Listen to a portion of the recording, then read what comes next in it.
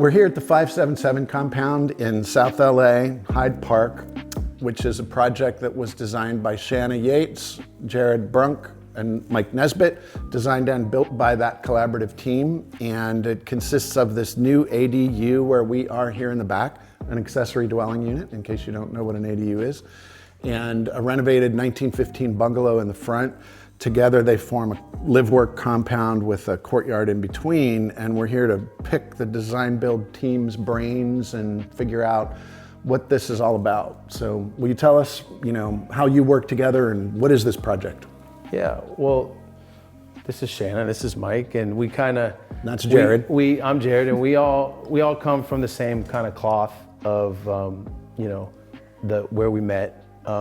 Shana is my other half, and Mike over here is a longtime friend that we worked on a project together, and I was kind of builder, he was architect role, and Shana and I obviously, are together day in and day out. And putting the team together to build this thing, it was kind of the perfect scenario of how you could create a group that really gets down to the nitty-gritty of what we're trying to do.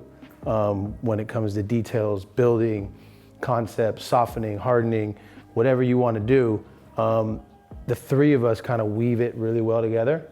And in a way where there's no competition, because there's a lot of egos that get involved with this type of project, where people want to dominate and do one thing one way or the other. And we kind of take it with a grain of salt, and it's more of a unique style that really gets to make it happen the right way, which is tough to do when you're in this industry, because there's so many things that can happen, so many things that can go wrong, and so it was very, very, awesome to be able to put this group together and try and produce something that's unique for everyone. So, Shana.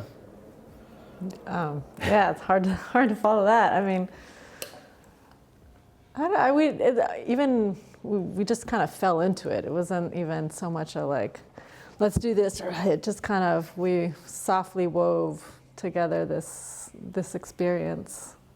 Yeah, well, I always take it back to sports. Mike knows this because he's an athlete too. But when you're taking a team and you're a general manager or you're the coach, you choreograph and you put together a team around you that you think everyone's gonna bounce off each other and make it a great product, or you're gonna have a team that wants to win a championship. So with these two, and then with the team of builders that I have within, it works, and it's very seamless in the sense of it's hard to find good people that actually want to go in, day out. Hey, Mike, I need this detail right now. Okay, done. Boom. It's direct phone calls with Mike, direct phone calls with Shana, engineers, whoever we need to. It's instant, and so we can really move quick, but also take our time when we want to.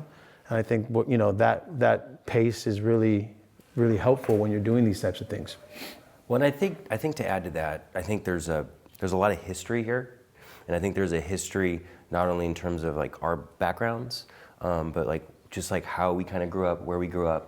And I think the idea of kind of us growing in Los Angeles, and what does that mean to be from LA, and then for Shana to then come to Los Angeles, and why you came to Los Angeles. You went to SciArc, Southern California Institute of Architecture. I'm an alumni of SciArc, Southern California Institute of Architecture, which is, I think, really kind of creates a sensitivity that really bridges this space between kind of art and architecture. I think it really pushes the way we think about building, the way we think about making, the way we think about communicating. And I think on top of that, where we all did meet at Morphosis, and having the chance to work with Tom, and Jared getting this really particularly interesting education, not going to architecture school, but at the same time growing up in a family of a wonderful father who's an amazing builder, and kind of having that embedded into himself, also with the athletics, also the appreciation for collecting. I mean, I think with all three of us, there's this kind of interdependence between the things that we see in just everyday art objects, and then how those objects kind of sit within a space that we think of and make.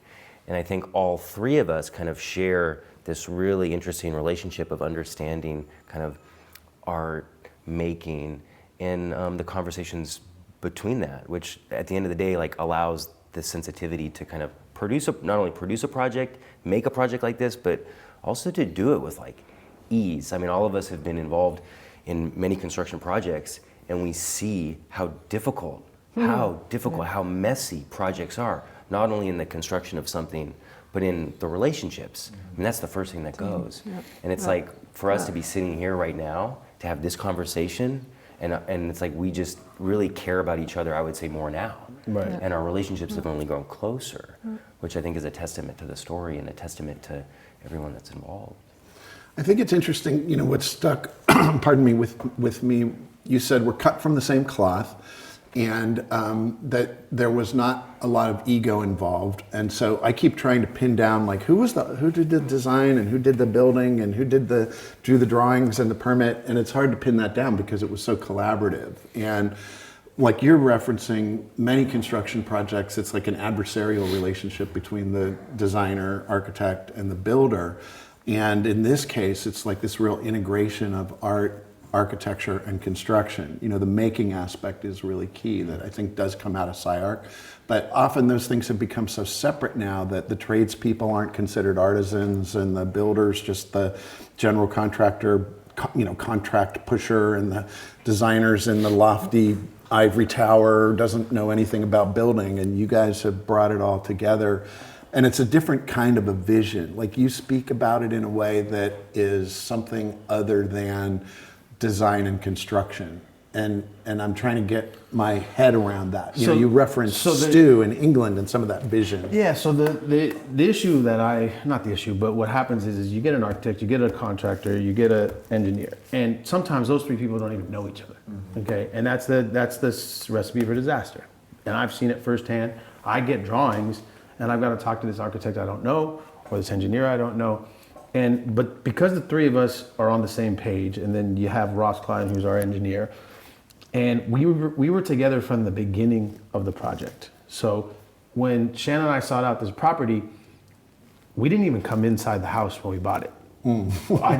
We looked at it and we said, okay. I didn't need to go inside because from my experience, I know what I'm getting. I'm getting a 1915 bungalow. How complicated it can be. It's basically a garage with a roof.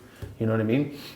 So because you can start there, and we know what type of property to buy, right? You know, which is huge, because some people just buy because, oh yeah, we like this house. The lot is enormous when selecting a good home, right? So we had this corner lot. We knew what we could do, and understanding the rules, the setbacks, you know, what you can, what you can't do, from a developer standpoint, which, you know, I grew up in that background of construction development through my father. You're in tune with all the city codes, city regulations, and those types of things, which help the architect and the designers express what they need to express, because from the beginning I can say, we can't do that, or we need to shift this here. And then it makes the thinking come a lot more natural. Yep. Where a lot of times someone designs this thing, and then you go to the city and we'll say, oh, you can't do that. Well, now we got to change this design. And it's like, oh, you just wasted a month. And then the engineer gets it, and then he designs this thing for the architect and goes, well, you can't do that. Well, now the architect's changing again. And the builder gets it and goes, well, why didn't you guys do it this way? That's way expensive. Well, now you're changing it again. We didn't have to do any of that. You just keep marching at a very, very, very, very, you know, kind of even pace. And all the way through, we're able to catch things as we go. But I think to that, I mean, it goes back to kind of the discipline and the plan. And I think understanding the structure that you're establishing from the front end, the site, and understanding kind of the means and methods that it's going to take to get to some quote finish line. And I think it was like that confidence in knowing that system allowed for really like this beautiful balance of play to the work. Like it was a system that it was incredibly open-ended. Play to the work. Play to the work. I love that word, play. I mean, that's really what I see in this. It's a very playful, like having fun with the process seems to be a big part of what you all are up to. Well, yeah, for sure. I mean, it's like it's Miles Davis. I mean, it's kind of blue. It's where you've got a certain sensitivity and a certain expertise in not only making something really well, but at the end of the day, like an approach to making something really well.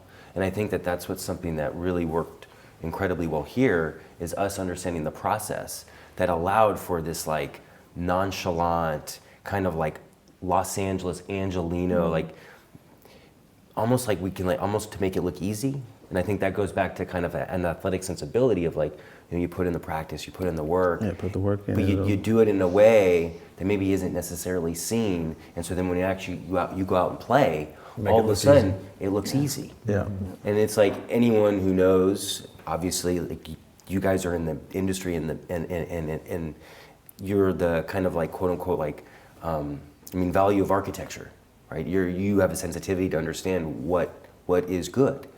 And I think that, you know, that kind of propelled itself in this project. I wish there was a camera time lapse of the building going up, because in between that, there were some moments where there were some art installations, and you guys had what was the music that you had going on at the time? Was there somebody who did You did a little live music thing, right? Mike has a gallery, Maple Street Construct, and hosted a show here, and one of the artists, Daniel Schubert, yeah, played a beautiful construction instrument, out of steel. And what's her name? Who did the video? Andrea. Yeah, which kind of, we had this like theater. Franco. Yeah, which was great. Yeah, That we was used the raw too. space. So it'd be like building going up, in the time lapse, and then pause, and then you guys would have this art event that would happen. Because you get to feel the space. You get to feel how people move in and out of it, and you get to see circulation and how people react, and where does someone want to hang out? Oh, and then we can adapt, And the beauty with Mike and Shana is one, Shana and I, obviously this is our home. We wanted Mike to draw the initial drawings, because if Shana had the drawings, and I always say this, she would just draw what she wants to draw. And so we would have this battle potentially, which we didn't want to have. So we said, all right, Mike, you're perfect. We love Mike. You draw it and treat us like a client. And then we have this interaction that's more fair and universal. And yeah, Shana drew certain things and Mike drew others, and we kind of massaged it together, which made it really work, because there was no dominance one way or the other. And they come to me and say, oh, how can we build this? And they go, oh yeah, we could do it like this or like that, and this is good, and make shifts. So I think that for me and Shana was very helpful for us as homeowners, and living in this space initially, to be able to have someone that could bring us something that we knew was going to be good, and we could then dissect And work with, And edit. Do you want to talk about the Eames? Because the Eames have a very similar story. Have you heard that story? No. Brian About can Charles probably and tell Ray it better than I Eames? can. About how they picked their site in Palisades, and they couldn't build on it for 3 years. So in the meantime, they would go out and fly kites and do these kinds of things. Have picnics. And they had a house called Bridge House, actually, and it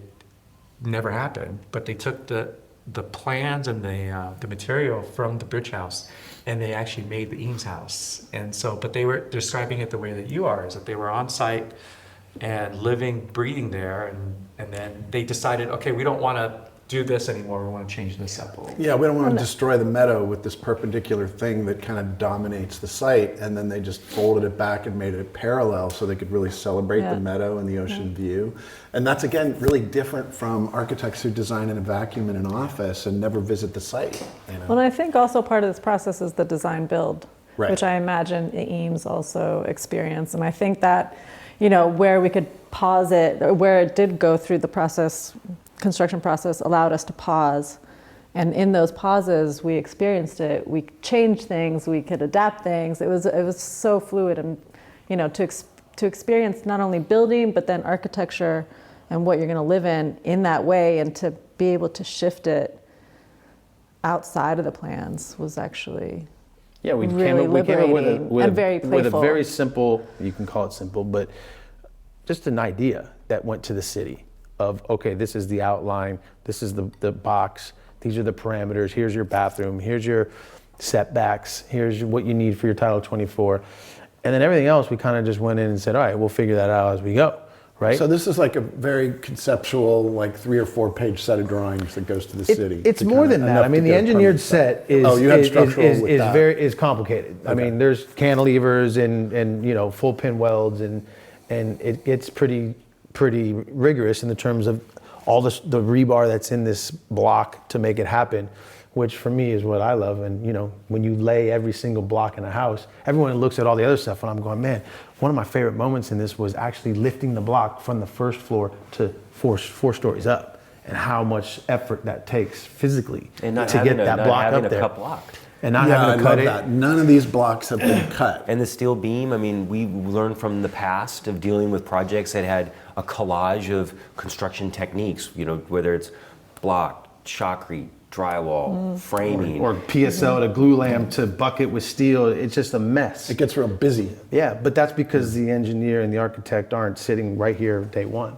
Yeah. And they're not designing it. Well, not everyone wants to see the structure, so it doesn't matter, right? Yeah. But you still have weird moments if you go into some of these houses where you got, why is that soffit there? Well, that soffit's probably there because it's hiding something, Yeah. or they didn't think about the ducting that went in there that they needed to have. And so then that comes in, that's an afterthought that then you got to solve when, in this house, we had it figured out kind of the whole way. Well, So I think it goes back to it's a project that really celebrates and tries to capture process. Yeah. And understanding that every point of the process, every block, every performance, every painting that's hung is an opportunity for presence. And being aware that at any moment, even when it's just the foundation and the block walls are coming up, that's a finished moment. And it's not necessarily expecting for something else to come. It's just appreciating like that kind of moment in time. Even when we did Slice the Garage 1238, Yeah. of just like, what does it mean to look at demo? I mean, something that gets done on every site, every day, and it just happens. But what does it mean to be present for that demolition? What does it mean for that demolition to be maybe the thing that we're completely after? And I think it's like, in a way, that mindset that then just consistently transcends itself throughout the project. So maybe it's not demolition anymore, but now it's like, it's aligning the string line, against the grout to make sure that everything is where it should be, because there's this care, there's this empathy, and there's this presence that I think is just something that like we never took for granted the whole project. And I mean, I think for myself, like as Shana and Jared are partners, I think they lived here the whole time, and so they understood this project in a complete different time capsule because they're always present to it, always seeing it, always living. I mean, for me, I'm kind of coming in and out, and so my understanding of time in relationship to this project is much different. Which I think was good, because there was that outside that could come in and just be like, okay, here, because we're married to it in the moment. I mean, Shana's got these beautiful drawings that she's done that have, like, I think she did one of them in Italy, of that whole entry staircase, which one day we'll pull out, and it's just, Yeah, we need to see those. these she's got some really cool elevation drawings that she's done and stuff, that because she was here at her studio desk and she was actually in time making these things alive. For me, all I gotta do is see it and I can build it, so that I know the details enough where you can give me a sketch or whatever, a little squiggle, whatever, main idea, and then I know, all right, this has to line up like this. So as I'm building it, I know these dimensions. I know whether, that's off 2 inches, Shana. Should we shift it over? Oh, okay. And so we can really nail these lines and make sure everything lines up. But all it is a little drawing, not a little, but these great drawings that she would do. And then he'd come in with these sketches or more detailed stuff, because we have a model of it, and it would really, it'd tie it all together. Hey, let's go back a second on this timeline. So how many years ago did you buy the property? It was like 4 or 5. 2020, we got the key literally before the pandemic. So 2020, a just week before the the pandemic in 2020. 5 March years? 2020. And so you immediately did a kind of down and dirty. It's funny to think of that as being down and dirty, because I can't tell which house I love more. I really love the bungalow. They're different, but they're great. They're great. Yeah. And so you did a remodel in there, and you opened up the ceilings, opened up the floor plan, brought in materials from Tom Main tearing down Ray Bradbury's house. You repurposed salvaged objects and, out in the courtyard and so forth. And so then how long were you living in that house and on site watching the sun rise and set and experiencing the natural environment before you started? And so that's the first phase. Then the second phase, and again, this points to the process, is that you tore down the garage, and that was a whole art project in and of itself, and then you built this. But what was the time frame from when you moved into the renovated bungalow to when you broke ground and started construction here? It was just a year. That was 1 year. Just a year. Yeah. Okay. And so in between, tell us more about the art project that you did that I call the Gordon Matta Clark kind of intervention on the garage. And I just love the playfulness and the fun that you had with it, and like taking time to smell the roses or whatever the expression is along the way. You know, anybody else would have come in here with a bobcat and just pushed the garage down and hauled it away. And you guys, tell us about what you did. 1238, such a beautiful project. I just want to name it so that 1238. Yeah. Yeah, 1238, and it's called 1238 because that's the moment where, at least on that day, where the sun is directly overhead, and there's a point in the void of the cut where the light and shadow cut the piece. And it's, you know, I mean, obviously the kind of the background and the history behind Matta Clark has always been something that's been fascinating. Just the recognition of just the everyday structures and the kind of surgical precision on these things has always been of interest. I think for this project in particular, it was really about light and about this kind of negative space, and in a way the negative space becoming this positive space for a very brief moment of time. And I think it was just a really wonderful opportunity. And going back to builders, I mean, how many builders out there have that really grace and presence and patience to kind of allow something like that to happen? I mean, at the end of the day, it's like a lot of times it comes down to building time and money. It's almost like you made work for yourself, you know, in the it's not process. really- it's because not work. You took this garage, Yeah. you sliced it in half, including a Z28 or some kind of car, right? It was, what was Yeah, it? it was a 300ZX. 300ZX Yeah. car Stacked that it. got completely cut in half, and the garage, well, it was in this direction because it was facing, it was this way because it's facing south. I didn't catch that. We actually Yeah. have a full The scan cut of is it. in this direction. Right, Yeah. and so that way, when the sun came around and lined Up up the at street. exactly That makes 1238, it, you know, showed through the cut in the garage and the cut in the car. And I mean, that's some of the best imagery I've seen. And again, it's like, it's setting a tone for the whole project. The fact that you're doing this artistic intervention in the bungalow, you're doing this art project with the garage, and then you're creating this new art project with the ADU. I love that all the way through. There was phases. So like the people that came to that showing, the 1238, or anything that we did with Shana and her friends, they saw the process. And people back, don't yeah. usually get to go into a construction site and see the process of construction through art, number one. So you've got these art galleries that are within this construction process. So we had rebar sticking out on the bottom, and you're having an art show, which floor, yeah. that group of people who carried and followed the whole way get to see this whole event at the end and go, oh, wow, we were a part of this process. When you can engage with your audience and bring people in, you really get a heartbeat, and you really get to feel the people within. And that's what makes something beautiful, is just the harmony of everyone coming together and being like, we were a part of this cool project. And I think that's what we hang our hats on more than anything, is this is just what we do. It's fun.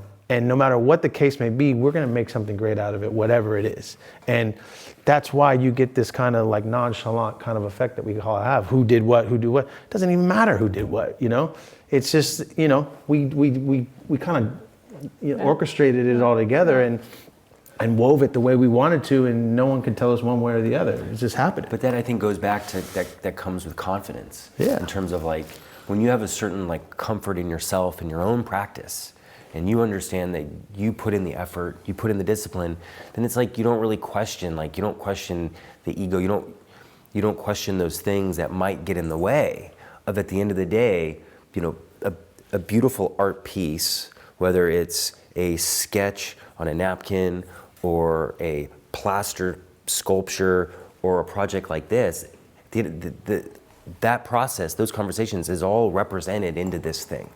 And at the end of the day, this tells that story of, you know, just how it came to be. In terms of that presence and the empathy and what you're talking about, I want to stay focused on this, on the ADU, but for the next project, are you married to the material, or the CMU, the steel, you know, the concrete, or is it going to be a completely different project? Because if you're talking about presence, the next project could be completely different in terms of material and shape and what you guys are thinking about doing. Have you guys thought about that? Specific. I mean, Or is it gonna be this? I mean, I love this, going back to this warehouse type raw thing. You know, that I love that. I think everyone, it could change. I think But the you're relationships sensitive to sight. between. Yeah. Yes. You know, it's for like, sure, it's so- like, in a so- way, yeah. it's like an imaginary, like who knows until you get there. Yeah. I mean, this did start, the CMU block itself was like the catalyst to this project. Okay. Yeah. I think, you know, it took different shapes. There was a couple different designs prior to this ADU. But then when this ADU came about, the blocks definitely shaped it, then the steel.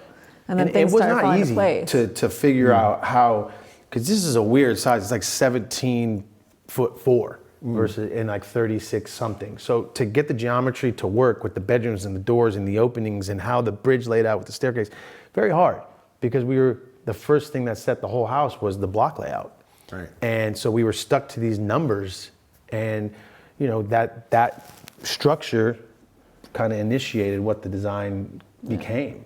And so I think it'll stick to something along that nature, where, because I love structure, but yeah, different materials Yeah. can come in and fly in. I mean, I know we want to incorporate some stuff on the next one with Mike, and just bring in that kind of artistic feel even a little bit more. Mike was talking about putting art into the building. Oh yeah. Well, I think Like that always. in terms of how the process went on this project, and in a way we kind of started with this like sculptural aspect, or this like a temporary ephemeral sculptural piece, and then infusing these kind of exhibitions where artists kind of was always coming in and then leaving and coming in and leaving. I think that the idea of the next project of having, you know, artwork that's actually embedded within the piece itself, and I think there's a conversation argument in terms of this house itself as a sculptural piece. And I think at some point having a curating an exhibition, a sculptural exhibition here, to be able to, in a way, kind of have that conversation between sculptural objects that are placed in the courtyard to kind of this piece, and this being in a kind of a larger idea of what does it mean to produce art at architectural scale. And I think we've had a lot of conversations in terms of it might be more of a relevant contemporary conversation to talk about the relationship, not so much of, let's say, architect and contractor, but artist and builder and artist. Mm-hmm. And I think that type of approach is incredibly unique, and I mean something that I think we've been able to really kind of drive towards. Yeah, and to add to that, and I think we talked a little bit about this the other day. I think the architecture, I don't think the art is necessarily leaving always. I think the architecture, there's an imprint in the framings, in the openings, in the kind of, you know, remembering the ladders that we climbed a million times to to get up onto that floor, the sound, there's echoes, and it might just be from an experiential standpoint that you're kind of experiencing that, but I think there's the house, the ADU still stands as an artifact. That's there is And that goes back to the process again. Yeah, It's like, 100%. right. But it's this but art also coming presence. in and out. Like there's a Bruce Nauman exhibition that just Yeah, finished. Yeah. I think it was like at Marion Goodman, but in that exhibition there was a Bruce Nauman piece where there's just two walls that are slightly angled, and you go in the space, and it's like about the walls, but it's more about the space, and then there was a microphone that's attached to a tree on the outside. And if you're there by yourself, you can hear it. If you're with a group, you're not going to hear it. But it's really about kind of being present in that space, and then kind of hearing this like odd static sound that's coming from the outside and coming from the landscape, which I think really kind of speaks to what you say about, you know, it's just like, it's like more than just the material. It's about the memories. It's about the sounds and the aroma and all these other things that, I mean, And it's a lot to coordinate. I mean, like you said, can someone reproduce it? Yeah, they can, but it's a lot to pull these types of things off and pull events off. And just we were always just in process of like, Mike's like, I'm gonna do something on the 22nd. All right, whatever. Yeah. We'll be here. Yeah. What do you want to do? Yeah. And he shows up, and all of a sudden Mike's here and it just happens. And so that kind of natural approach to the project, I think, is what allowed it to become such a genuine thing that we all kind of did on the same. Well, it never stops. I mean, that's the beauty of construction in a way, is like when you approach a construction project, at first it's incredibly intimidating, but then when you realize that really like it's also like in a way like a season. It's very long, and there's like so many. There's so many moments of time like in between things that like it gets kind of mundane. And there's something so interesting about like the highs and lows and the kind of like in and out of the process that is just like. And then there's something depressing about when it's done. Yeah. Then you're just like you're with this frozen piece that Anticlimactic. But it's great because you know you're going to do it again. So Well, it's in that like sense, yeah. it's going to happen, but in a right? traditional sense. Yeah. But I want to go back to these artifacts. Okay. And one I didn't know about, Jared showed me today, and I haven't shown you yet, Mark, but at the corner of the bungalow, there's the memory of 1915 and the original cladding, and then a wall that got added, both of which have been removed, and it's been left open as a window into the past. And so it's an embedded artifact and a memory of the history of 110 years of people living on this site and living in that house. And I love that. And that's one. Another one is the found objects in the outdoor barbecue kitchen. It's like these old cabinets from Mike and somewhere downtown. You should tell the story of how we got Yeah, down. tell that story. That's a good story. We're driving. We're in my old truck, rusty old truck that got stolen, but it's somewhere in That was in probably the car heaven. karma got us. We're driving downtown. I don't know where we were We're going, downtown. doing some art thing, We're and I'm downtown. going, and I'm like, "Fuck! Look at those cabinets." And Mike looks over, and it's this, Where were the cabinets? It was underneath the freeway, and there was all these like homeless encampment under it, and it looked like a city maintenance yard. But I don't it really was a give city I maintenance don't yard. care. So the But it's like abandoned stuff. Yeah, It's just like out getting rained on. It was enclosed in a fence. but it was open because it was shut. But it was open Yeah. because there was a homeless encampment in there. So I'm like, let's go in there. We pull it open. We drive in, and then there's these beautiful homeless people that are just sitting there looking at us, going, "Oh yeah, what are you guys doing?" We're like, "Yeah, we're told to go pick this thing up." They're like, "Oh yeah." Everyone's on another planet. We roll in. We shove the 2 cabinets or 3 in the back of the truck and we just drive right I out. didn't realize that was. And it was me and Mike together. Yeah. Yeah. You're like liberating these things. It was questionable. It was questionable. Even all those lights on that house, they came from an abandoned warehouse that I went through and kind of gutted all the light fixtures. When you have a collector's eye, which I grew up from a family of collecting, you know what you know, and you either know or you don't know. So you're bringing in your own version of the art into it as well. Yeah. 100%. And that corner piece, which Brian's talking about, it's funny because if you look at the original cladding on that piece, it's the same burgundy that's on the backside of this house. So when you talk Right. about how these things mix and match together, that original house was burgundy, slatted, and then when they wanted to insulate them because they had nothing in them, they stuccoed all these houses. But in that corner, you can kind of see the peeled back version or window of it where you see that same kind of color that connects with this. And so there's a dialogue. That color is repeated on the vertical siding back Correct. here. And now it makes me think of the sink that's in that house that's like an old washroom sink Yep.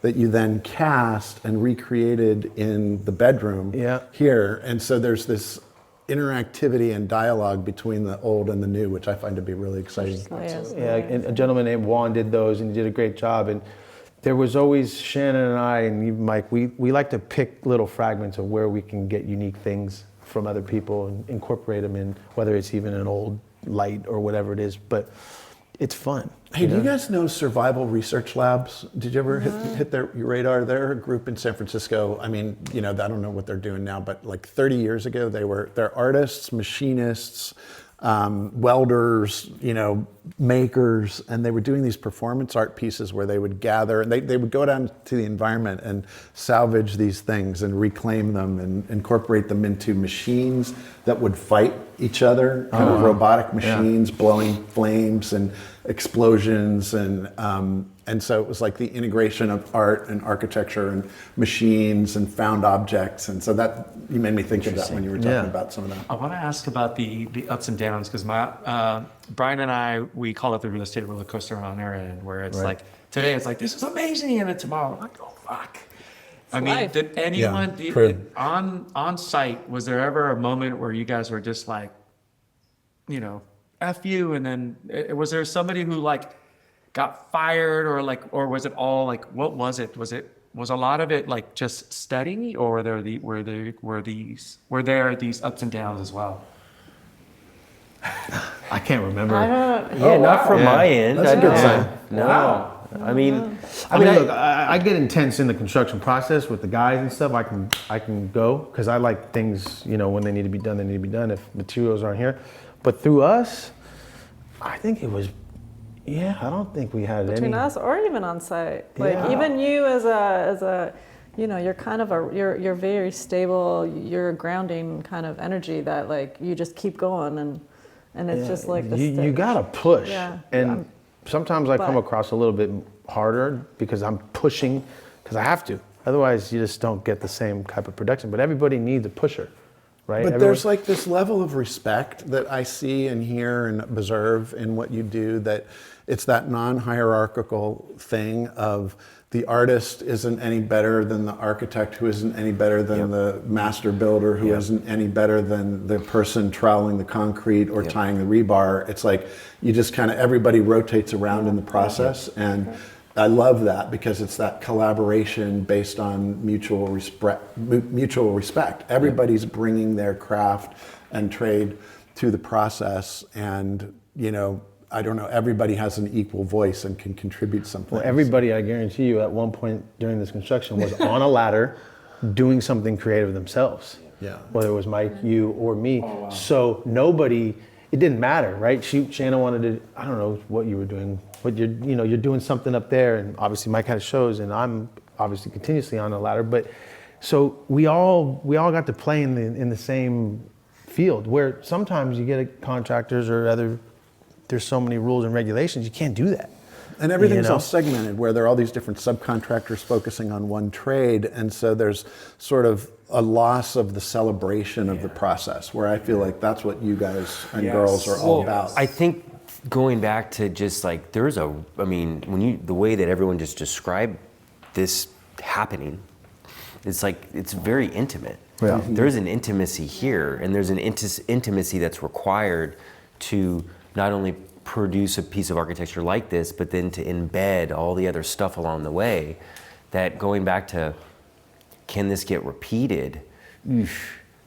With us it can, but then it really requires this like very special relationship, a very dynamic relationship, dynamic in the personalities, arrange in the talents.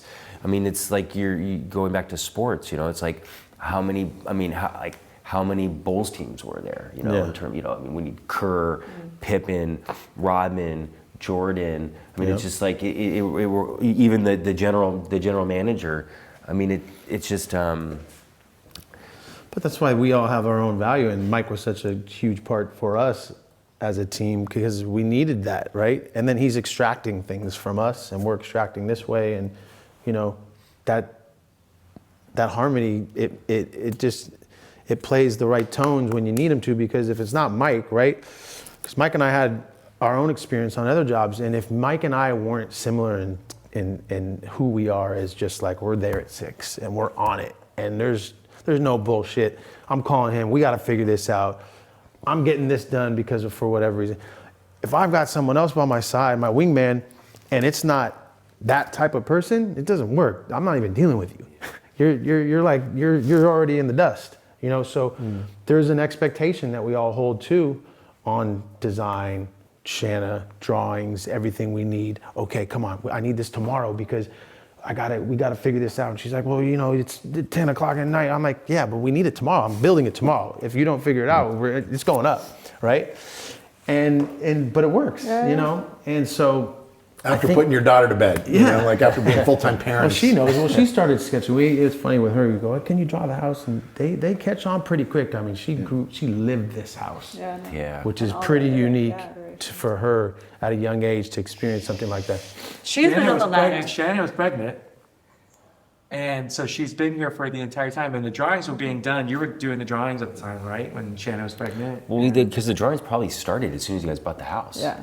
I'm sure as soon as the property was Yeah, we were bought. working on it before we were in there. We were Yeah. probably right on it. Yeah. So Venice has been like, She's been in, Oh, yeah. she's, Our you know, Yeah, there's dirt some floors, cool photos up for sure. ladders. Yeah. In the footings, On the running around in roof. She's been circles on in the a roof, dress. been on the roof. She's been on the roof. And a scissor No, the lift. girl, yeah. She's in the foundations, like the ditches. So she had her own version of the ladder and her own artistic approach. got And Shana did a great job keeping her in it, and pushing her outside, and Well, I think with this project, I'm just as an artist, I've always been fascinated with drawing, and drawing has always been something that's been really critical to my practice. It's interesting to think about drawing in relationship to this project, because really we tried to draw in a way the least amount. It was like the project was quite distilled, and I think what was important with this project was, in contrast to maybe more like traditional contemporary drawing practices within architecture, where you're dealing with like large drawing sets, details that are passed from one project to another, where it's like a drawing that's meant for one project is just getting thrown into another in a way blind, and it's like, well, this is the standard detail. For this project, everything was drawn. Everything was drawn for this project. There was no drawing from something else, somewhere else. Every drawing was done specifically for this thing on this site, whether it was a drawing that went to the city, whether it was a sketch that was done 10 p.m. after Venice went to sleep. Every single drawing, every single thing, every move that was made, every art piece that was placed was all done on and within this site. And I'd have to guess that there's probably not many other projects like that in Los Angeles. And the changes, I can't think of it. the changes you can make. So me, in the process of building it, and I'm going, man, we need to do this. And we talk about it, I think, when we drop the floor, so we can walk on the beams in the house, which is an unconventional thing, or Right, so the floor floor is aligns level with the with top of the I-beam, but flush. The joists usually Yeah. sit on top of the I-beam. Right. I'm like, we got to drop this because I want to walk on the beams. It's just, Yeah. and so we Wanted to went see through it. with Ross, and what things could we do to get this to make it work? And that was a builder's in process going, all right, can we do this? And then if you're on another project and a different builder, he might not be thinking like they think and the architects think. So he's just building it straight, and that is what it is. So there's the ability to do that on the fly and just go, all right, we're dropping this. I think That's the responsiveness on the site in real time. But I think there's And then iterations that we can I think get there's quick. something important there, and going back to that kind of soloist, that soloist comment was at some point along the line. At the beginning of, let's say, architectural production, master builder, the drawing was meant purely as a representational tool to build this idea. It's a rough draft. Right. But somewhere along the line, that drawing went from a abstract thing to really just promote and represent an idea to really be contractual. Right, it became a legal document. It became a legal document. Yeah. And I think that's something in this project that completely dismissed because there was it wasn't necessary because owner, builder, artist, it's like all in-house. So it's like we're able to relieve ourselves the burden of that part of quote unquote the game of architecture and get back to the essence of what it means to draw. Now I'm thinking about supposedly Falling Water by Frank Lloyd Wright was designed on 4 sheets. And, he handed it off to the builder. The builder knows what to do. The tradespeople know what to do. Our environment has changed a lot, but that's something that's gotten lost in that litigious culture where you now have a, 60 sheet set and Just to cover your Just to tail. cover your butt. But the key is what we've kind of got here is we've created a vertical system, right? And when you can create a vertical system, you can be a part of the control of architect, artist, engineer, builder, tradesman, all the way through, and they're all on the same team, and they're not coming from outside in, right? Yeah. That vertical system allows you to cut a lot of the fat out that you have to deal with all the mistakes, all the, oh, what about this? Oh, let's put this tile this way.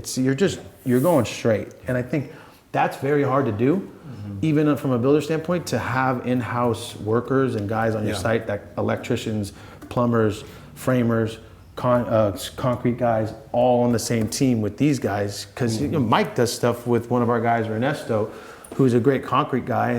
And all right, Mike wants to use, or Shannon wants to do a project. Oh, here's the guys. And we can in time do art projects as we're building, which is great because we have the internal vertical system for them and everyone to use whatever we want.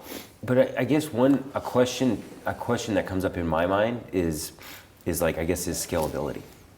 And like, at what point does the scale break down? That was many people. where I was going with, can you recreate it? I mean, I'm curious about what you're saying now. Because I think that's an important question, particularly in the nature of Los Angeles right now, post fires, just housing crisis in general. Like, how is this sensitivity scalable for a block, for a neighborhood?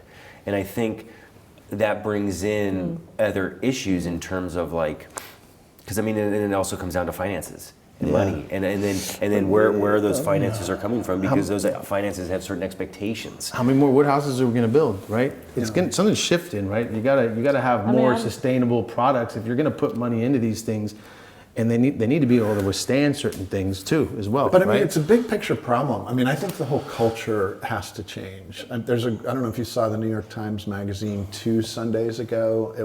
There were several articles in there. One was talking about sprawl, and the other was talking about how general contracting is now contracting and subbing everything out. And which is terrible. That's like a really inefficient way to run things. And I was enjoying hearing you talk about having 12 guys that, including framers and welders and steel guys and the electrician who can do carpentry. And right. So you can, when you told us that you were going to re-roof the bungalow before we did the last interview photo shoot, I was like, yeah, that's not happening. Yeah. And then like 10 days later it was done because you just pulled those 12 guys and we did it. Yeah. He loves nothing better than that right there.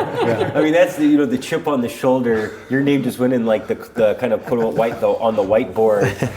I mean, yeah. That's what keeps you nimble. If you're subbing all that out and you got to get estimates and, it's like, that's the kind of thing that you were talking about doing a renovation project in 10 weeks or something. We did that in 10 weeks. Yeah, like that's phenomenal. That's an 8-month project minimum for somebody doing retail contracting and subbing it out. So. But even the emails, when we want to change stuff, if I was dealing with Shannon and said, she'd have to give me a drawing and then I'd have to look at it and then we'd have to go back. It just, what are the costs? Yeah. But we love that kind of negotiation amongst ourselves to be able to do it, but at our pace, and it's not formalized with like an RFI or RFQ, whatever you need to. Oh God, that would just destroy everything, and it takes the fun away. I don't think it is scalable. Like you couldn't do this at the level of commercial construction where you're going to do a whole block or a big, like Emerson College or something. That was going to be my next question: is can you take what you can. guys are doing and make it a block? Yes, because if you own could it, do if it you as own a team. Yes, but if you own it, you control it. Yeah. So we own this, so we can do whatever we want with it. But if someone's doing it for a client base, it's a lot more difficult. Liability is different, everything's different, right? When we take the internal responsibility and the liability for the whole thing, whatever, it's at our risk. Well, but I think at the end of the day, it comes down to what have you done?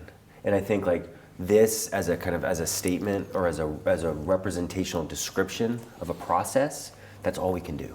Is we can make things, and we can make things with the most amount of authenticity and care that we can, and place it out, put it out into the world, and then this is it. Now, what do we? Because I mean, it's just like it requires trust, and I think other projects that come down the road, or looking at scalable issues, at the end of the day, they can just look at the last thing we did and say, okay, well, gosh, they did that.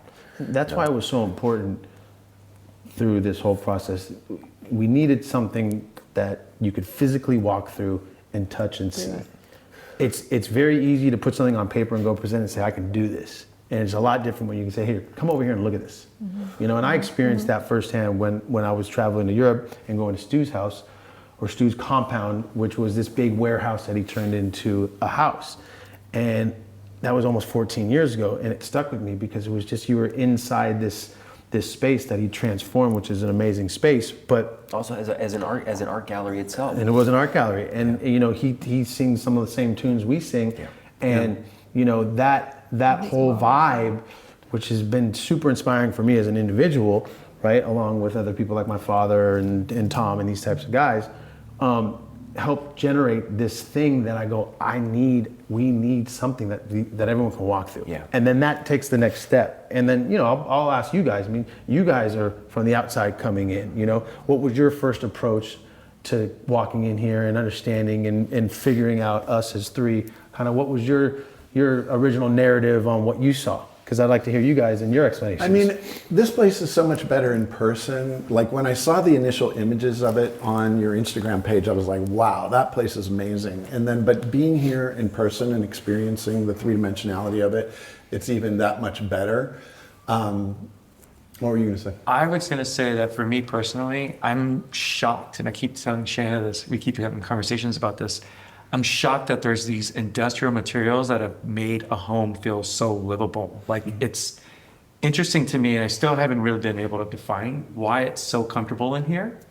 Because you look at these materials and they're used for warehouses, they're used for commercial spaces, and you're in here, how comfortable is this? It feels so, and then, you know, even going out to, you guys have the radiant floor heating, radiant floor heating, it goes out to here, you can open it up.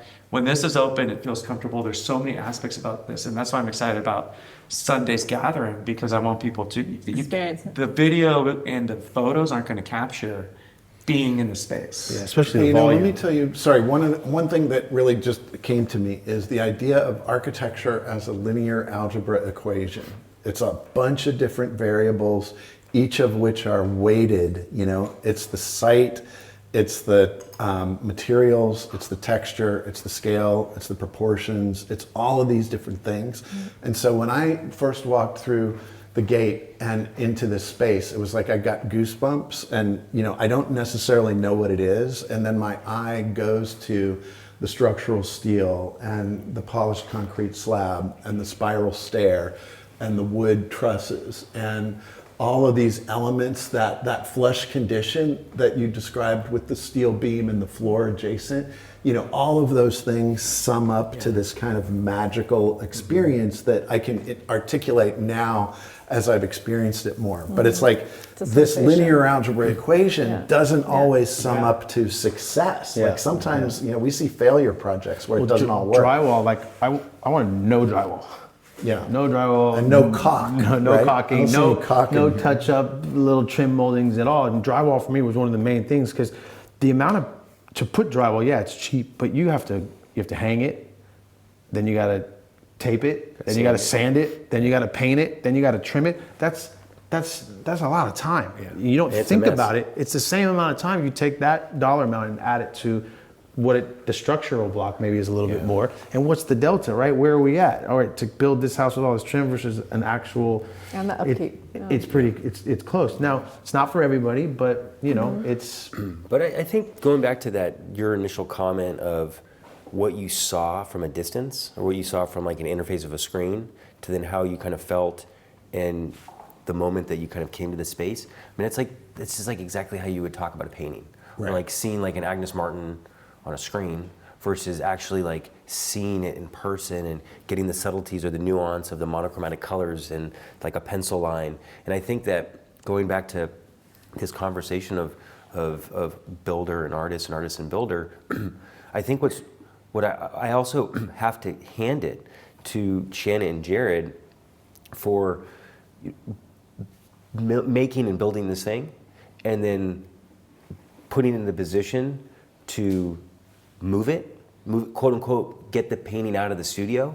Because I mean, in a certain sense, in my studio, it's like making things all the time that they're incredibly precious at the time. But then it's like I'm in the business of that piece needs to leave the studio. Yeah. It needs to go out into the world because I need to make something else. And I think that they're doing the same thing with this project. I mean, I don't know how many conversations I've had with like close friends, artist friends, saying, well, wait, Shana and Jared aren't going to live in it for like another 5 years and enjoy it? Well, it's like, no, because it's about this larger idea, and it's about getting back to the process again.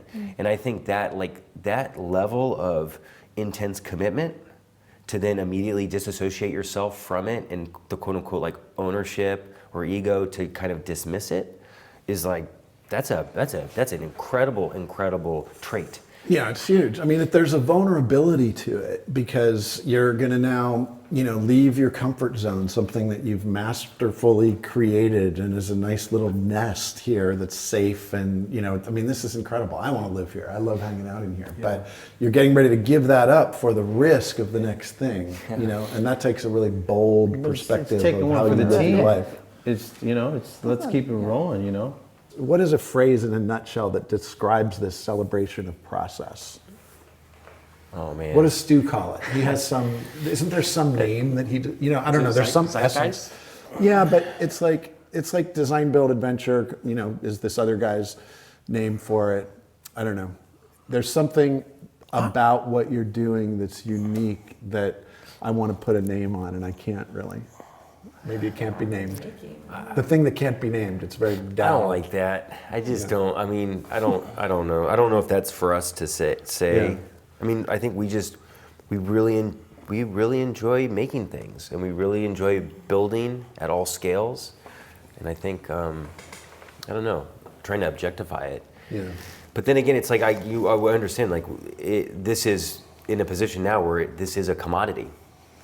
And so it's gonna have to, it faces that, now it's directly interfaces the quantitative side, which is interesting, when there's so much, like we have so much conversation about the quality of something, the feeling of something, the empathy, and then now this is confronting the other side of that, the value side, and there's gonna be a dollar amount to it, and how does that kind of trickle to the next one? I mean, these conversations of, abstract technical or quality and quantity that I don't know, the naming it, that's it's not really like naming it in the sense, branding's the wrong word, but there is something unique about this process. I think design build is something that describes it because it's the integration of art and architecture and construction and making, but I just love what you're doing and I'm really inspired by it. It's kind of more artist building, I mean, than like design build. Because I think design,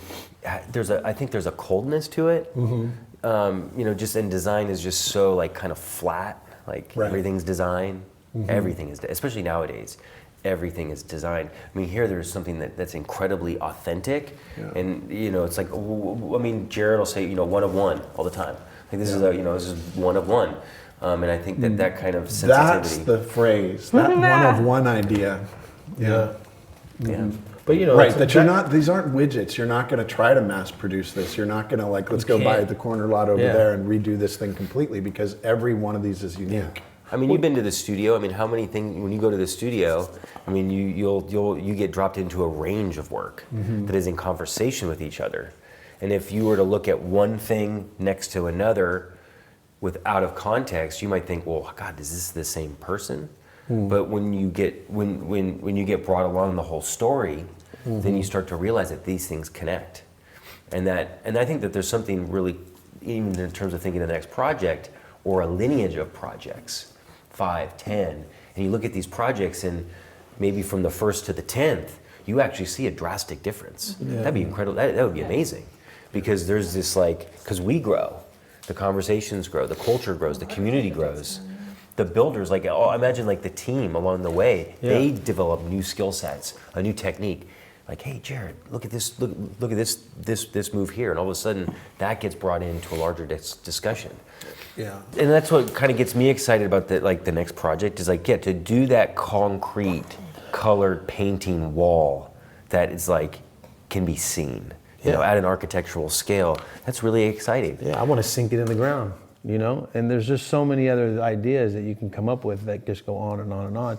And the challenge for me is always how do you do the craziest construction, right? But make it look livable, and fun. And you combine the art, even going through the Bungalow, which is Shana's art gallery, and you can see her paintings on the wall, which the can ones I love.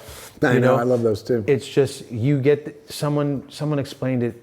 Oh, it was I think my cousin gave me a call yesterday. He's like, oh yeah, I saw, and his daughter looked at the bungalow front house. She goes, oh, it's an artist house, right? This is a kid who has no filters. And when you have a child expressing that, then you're touching them in a way that they're viewing it as an artistic moment that they're viewing. One time my son started to draw on the wall, and my wife was like, no. I was like, no, like, let's let him. Yeah. And actually, it's still there now, and it kind of acts like that. I'm wondering if Venice... Right here, if you go inside this bathroom, she sits there and she started scribing in like you would in a bathroom in a stall. Yeah. She starts scribing hearts in on the back of the steel where you can see it, and she's got hearts going in the thing. Right. And she says, "Dad, you can draw on this." I'm going, "Yeah, all right, well, show me what you can draw." Same thing. But also, what is she going to include on the next one? Right. Because let's include her, like, you're going to have Mike's concrete piece, and then what's Venice going to do? But I love that because it's not precious. You know what I mean? Because I'm thinking about two people that I went to architecture school with who had a very uptight modern house that they raised a couple of kids in. And I was thinking about my son saying in another architecture tour, like he came out and he was like, I felt like I couldn't breathe in here. Yeah. You know, and this doesn't feel like that. This feels like, oops, I scratched the floor moving my chair. It is No what big it deal, is. it's Well, patina, Because, you know? I mean, it goes back to, at the end of the day, like, this is just it's a vessel for a family or for people to live in. And For expression. Yeah.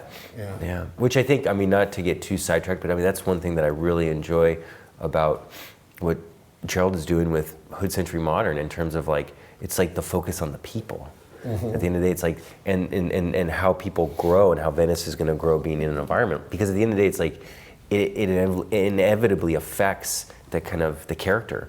Mike, I mean, these guys always make fun of me, but I love hosing stuff down, and I've always wanted the house that you could just get a hose and hose everything down. Hose down Yeah. after after it's rained. It's raining and I'm hosing and down. He's hosing down. Like, It's one of my favorite things to Were you going do. to say something, Shana, regarding well, no, Venice? I'm still. I think your question is a really interesting one. It's like, how do you make the business the art? How do you continue? And I'm still trying to. I don't know if there's a right answer, but you know, it almost like it wants to become like a ruin. It wants to just like disintegrate. I feel like that would be like the opposite of, or the next. You know, I don't know. So it's almost like instead of making the business precious, it's like the opposite of that? Is that where you're going? Well, it's like who's gonna take it over, and what are they gonna do with it? And is this person gonna add to it, detract from it? They might ask us.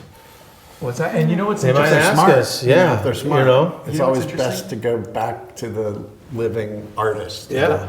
The person who gets handed this is also going to get handed this video, so they're going to hear your thoughts. Whereas mid-century architects did their work, but we don't have the insights of what they were thinking about. And so now that they could probably, the next person could take over and do the glass or or change things the way that you we're could talking about. just keep going that way. Take another bridge and connect this to the top of that. I mean, there's so many. If that ended up, A two-story. reaching the end of its life. That would be amazing. You build another one and bridge them canopy. together. That's what I'm Yeah. saying. I mean, That's all these city. thoughts are part of the next idea. That's why when you build these structures, they just go on and on and on. Oh, like it's real so the dynamic. next one almost like connecting the two on the next You one. put a little. I mean, that's a great little spot for a tower right there. Yeah. You just like that the roof. You just The pop domer. that out. Have just like a little tower that comes up. At one point, we talked about, Shannon and I, on the other side, there's that big nice tree, opening up that Domer. dormer and putting a glass ceiling there. So you just got this tree that's kind of like over the top. Yeah. I mean, look, it goes on and on and on and on. You can dream it forever, but this is like Mike's kind of. This conversation's been it's a good documentation of the process and like how we've been able to weave this thing together internally. It's a good feeling to be able to kind of express on a mutual, we've never respect really, for each other. That how it's. Our friendship is more important than the product, always. And I think that's what makes this thing go, because we're always here together pushing the product as opposed to one's here. And that's that elevation of the water. There's something too, like going back to like, let's say the business side, to be able to create this kind of space for true experimentation, like in the real world. Mm-hmm. And I think, none of us are involved in academics. And I mean, I think that's a whole other conversation. but in a way, this is almost like a professional academic project where we're really getting to like push and experiment ideas, but doing them real time with potential real consequences, and to be able to like really push something and make it in a scenario like this is, I mean, I think it's something that's very powerful, because I think, you know, it seems like it's getting harder and harder to see like true experimentation happening, particularly in construction, because it's like the liabilities or the kind of contractual side is just like, it's kind of against it. It's like, well, why are we going to test that? We don't know if it's going to work. Whereas like here, there's a scenario it's kind of like pushing us to do things that like a big concrete wall, like once someone else sees that, who knows what happens? Who knows like what that potentially projects?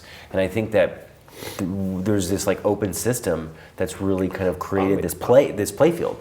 I was talking to Mike and he was like, yeah, you know, he does the concrete pieces. I was like, well, just call Ross. What structural elements do we need to put in that thing so we can just lift the wall and put it in the house?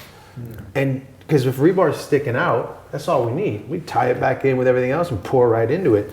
So you're producing things now as we're now recreating this new idea or new project, right? And you start to you're thinking of it that way. But then you start to create, just because the nature of Los Angeles, and at the end of the day, it's a small community in terms of like, you start to create relationships with the manufacturers, and then they say, well, that's kind of interesting. Well, can we participate, or what if we did it this way? And so now you're starting to like put everyone back in that. Even someone who's been pouring concrete for 30 years, all of a sudden they feel like they're doing it for the first time. Right. And I think that there's when it comes to art and construction, there's something quite incredible, because you bring a kid to a construction site, you bring anyone to a construction site, there's no one that's going to look at a construction site, for the most part, unless you're a neighbor and there's too much sound, but for the most people, everyone goes to a construction site with intrigue. Yeah. Like, it's fascinating. It is, yeah. And yet it's kind of, there's a barrier to it. And it's the same thing kind of It's with art, intimidating. you know, at a certain point, you know, as people get older, and depending on their path, it's like the art gets pulled from them. But there's something quite beautiful about kind of construction and art and putting people in a position where they feel like they're doing it for the first time again. Yeah. You're bringing them back into the present moment with the process. Yeah. And so they're like awakening again and going, oh, wow, this is fun. Yeah.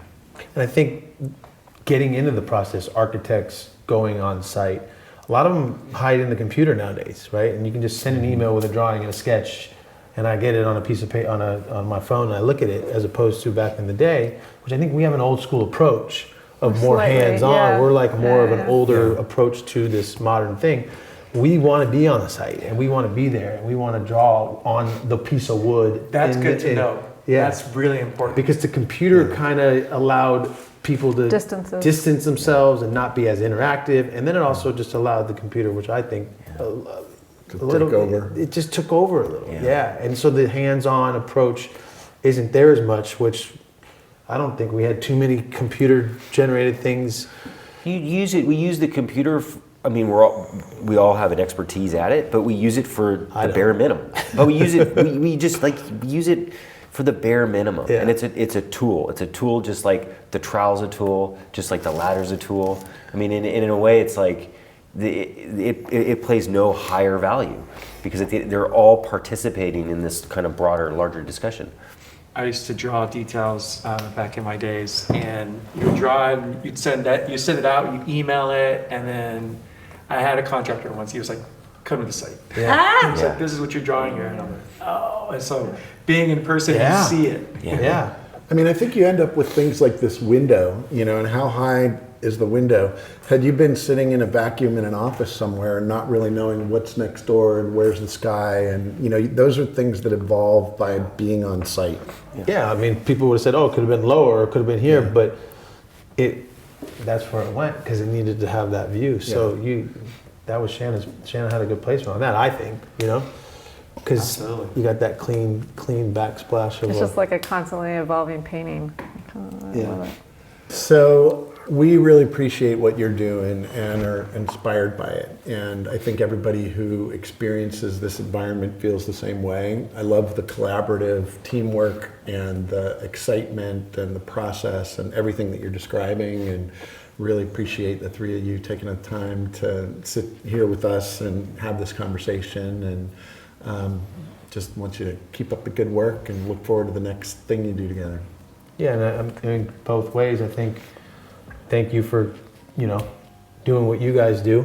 I mean, the process has been really fun and great. I think from the three of us, the first time we get to kind of explain ourselves in real time. And I think the team is huge. I told Brian from the beginning of the whole time when we first spoke, everyone needs to be involved in that. And I think I made it clear to him that names need to be spoken and everyone needs to get their flowers. And I think this is a great time for everyone to get their flowers for who and what contributed, along with you guys and everyone else on your team. Because it's been a fun process.